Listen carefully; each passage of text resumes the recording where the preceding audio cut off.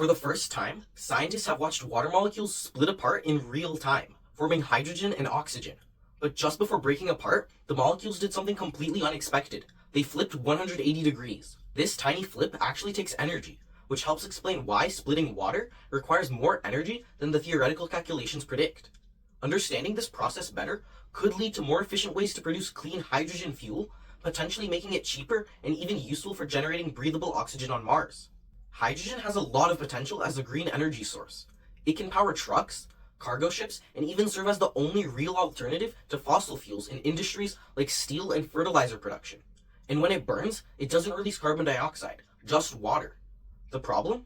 Producing hydrogen fuel takes a lot of energy, making it expensive.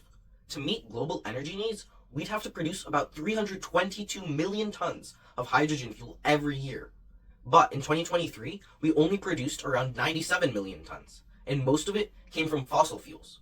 On top of that, making hydrogen costs anywhere from 1.5 to 6 times more than producing fossil fuels. To create hydrogen fuel, scientists use electrolysis, applying voltage to water through an electrode, which breaks the water molecule into hydrogen and oxygen. The process works best with a catalyst, and one of the best is iridium. But there's a catch. Iridium is rare on Earth, and mostly comes from meteorites, making it both scarce and expensive. Even when using iridium, water splitting is still less efficient than expected.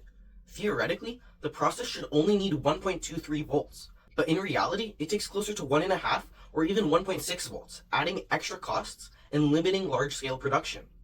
To figure out why, researchers placed water on an electrode and used laser light to track how the molecules moved. When they applied voltage, they saw the water molecules flip rapidly, so that instead of hydrogen atoms facing down towards the electrode, oxygen did. Why does this matter?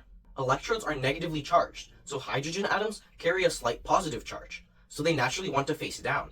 But in that position, the oxygen atom can't easily transfer electrons to the electrode, blocking the reaction.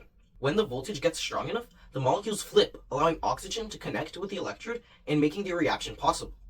By measuring how many molecules flipped and how much energy it took, researchers found that this movement is likely an unavoidable step in splitting water. But they also discovered something interesting. Higher pH levels made the process more efficient. Studying this flipping effect further could help scientists design better catalysts to make water splitting easier and more cost-effective. It could also lead to a better understanding of how water behaves at surfaces, which is something researchers still don't fully understand. If scientists can develop catalysts that make this flipping process smoother, we could finally make large-scale hydrogen fuel production practical and affordable. And that could be a game changer for clean energy.